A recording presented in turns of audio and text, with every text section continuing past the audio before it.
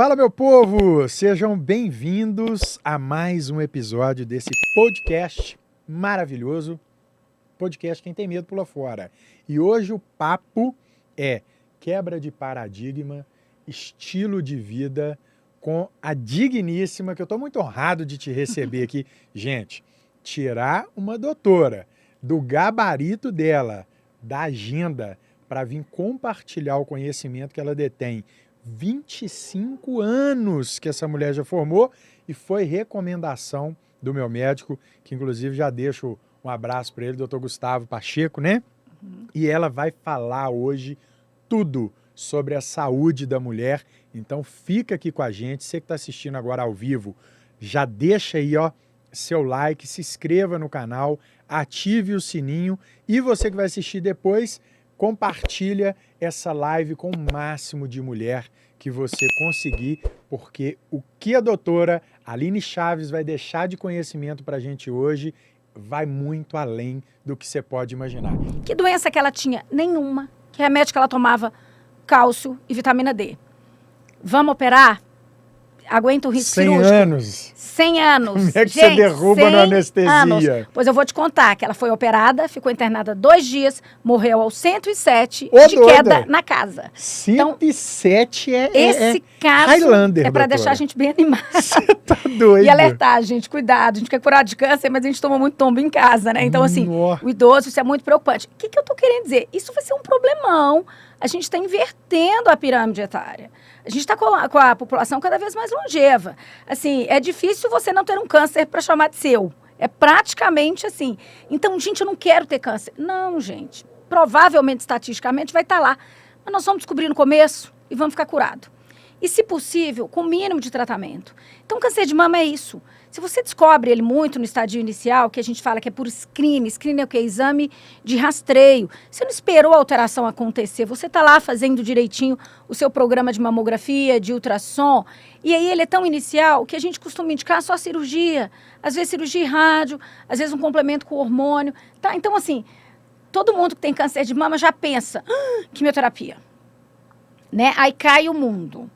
Aí, o sofrimento e o estigma que a doença traz, e aí eu vou aproveitar durante a nossa conversa para citar exemplos reais de consultório. Então, 2 pacientes jovens, 50 e poucos anos, que descobriram que tinham um câncer de mama inicial, tão inicial, que ele não chama nem invasor.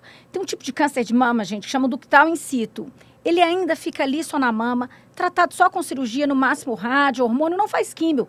Porque ele não invade o vaso. O vaso é o quê? Vê a artéria.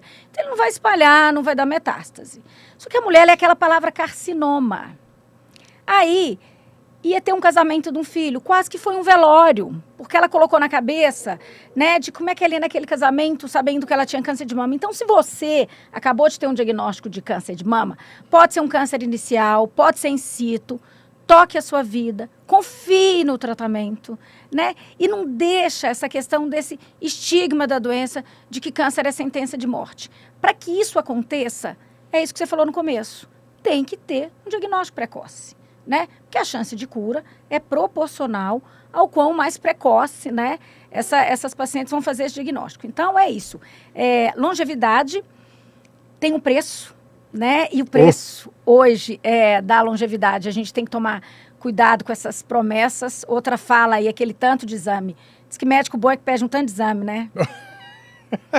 E prescreve um tanto de coisa, né? Não dá. Eu fico vendo, assim, as farmácias de manipulação, quase que querendo substituir o que a gente consegue com alimentação saudável. Eu não tomo manipulado mais, senão você toma 300 comprimidos no dia, você não aguenta. E o alimento te dá isso tudo, né, doutor? O problema é a gente ter a falsa sensação que está protegido. É tipo isso. Aí você vai, faz um exame de sangue, alguém te dá um tanto de vitamina, seu estilo de vida. Como é que está seu estilo de vida?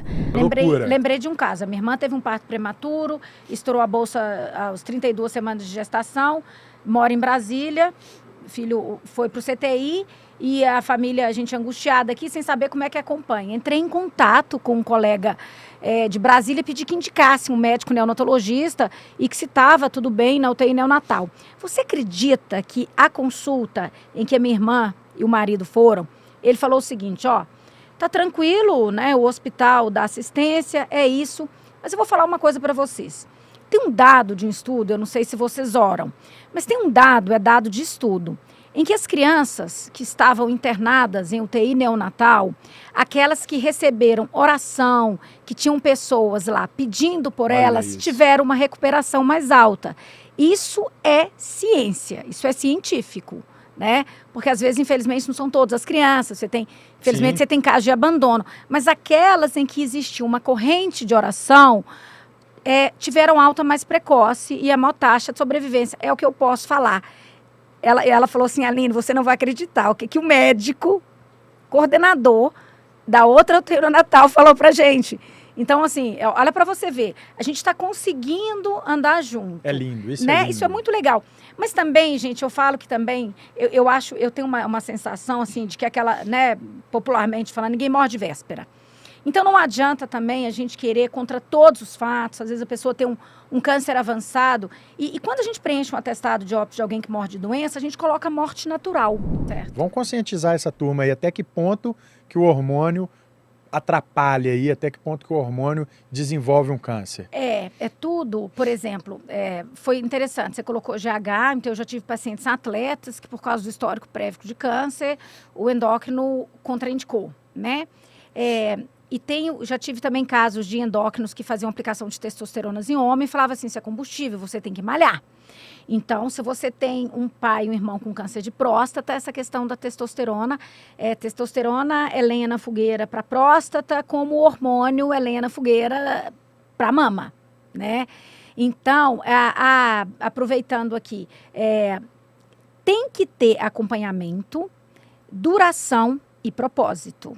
Tá? Então, provavelmente, um uso esporádico, indicado, com um profissional de confiança, não vai trazer aquele câncer. O problema é o aumento das doses e o uso a longo prazo, tá?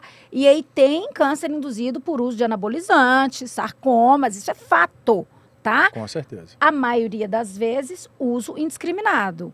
Ou o paciente abusou, não seguiu orientação médica, ou algum médico um pouquinho mais inconsequente. Ou, no caso aqui, nem foi no médico, Lembrando né? direito, gente, olha a dose e olha o tempo. No caso da mulher, hormônio. Anticoncepcional dá câncer de mama? Não. Anticoncepcional não é um fator comprovado de câncer de mama. Pra você ter ideia, para o ovário, ele até diminui porque ele deixa o ovário repousar, tá? Só que agora tá todo mundo usando um chip da beleza, coloca um gelzinho ali para ficar mais animada. Animada. Para turbinar, né? Assim, tem problema? Não, gente. Claro que não tem problema. Vai usar qual dose? Quanto tempo?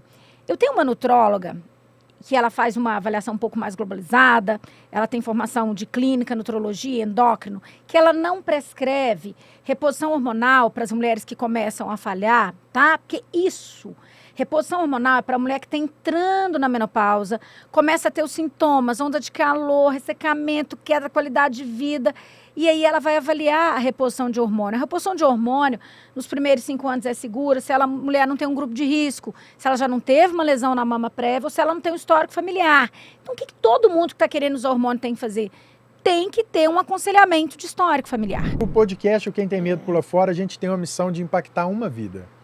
Se a cada podcast eu impactar uma vida, eu estou satisfeito. Minha missão está cumprida. Porque essa uma vida vai impactar 2, que vai impactar 10 e vira uma rede, né? Então, muito obrigado de coração. Que Deus te abençoe e te ilumine e te dê muita força para ajudar essas pessoas e essas famílias, que essa jornada é dura. Deixa uma reflexão para essa mulherada, para a gente finalizar. Primeiro assim, obrigada. Gente, a gente não ensaiou nada. Quando ele me explicou a sigla, que sem roteiro. Que não tinha medo, pula fora. E quando eu aceitei, eu não sabia quem ele era. Eu não sou de muita mídia social, mas eu queria uma chance de alguém que tivesse essa voz para desmistificar. Sabe, assim, eu gosto da profissão e eu fico chateada quando alguém tem medo da oncologia e fala mal. Né, assim, é do que eu vivo. E eu acho que esse otimismo, ele é real. Eu acredito. E eu não quero que... eu quero que vocês entendam, para vocês não deixarem esse tanto de mito impactar na vida de vocês, mas para vocês também não dormirem no ponto, né? Tá aí, é fato, inversão de pirâmide etária, câncer só vai aumentar. E agora, a gente não vai ter um só, não. Tem pessoa que... Eu já tenho paciente que está no 3º. e curou dos outros, tá? Então, isso também está aumentando. Fazer a nossa parte é o que a gente pode fazer. Se vai dar certo, o futuro a Deus pertence, né? Mas a gente carregar essa sensação de que era algo que podia ser prevenível, né? Faz sentido. Médico é perfil. Eu tenho um monte de limitação, né? Não é todo mundo que eu consigo atingir, que eu consigo ter essa empatia, né? Eu brigo, eu falo com os pacientes, não empodera essa doença, não dá poder a ela, tá? Lembram que, acima de tudo, né, é muito mais do que o câncer, é muito mais do que a doença, é uma pessoa que está ali.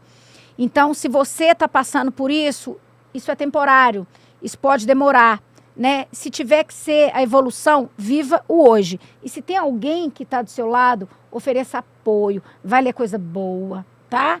Assim, não fica vigiando que essa pessoa está comendo.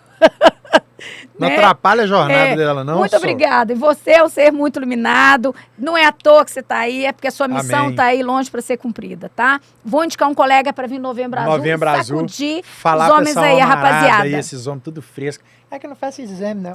Larga ser fresco, menino. Ó, vire homem, rapaz. Turma, que Deus abençoe. Não esqueça de compartilhar essa live, tá bom? Isso, bora pra cima, mulherada. Sacode esse planeta que a terra é de vocês, meu filho. Isso mesmo. Até mais. Doutora, obrigado.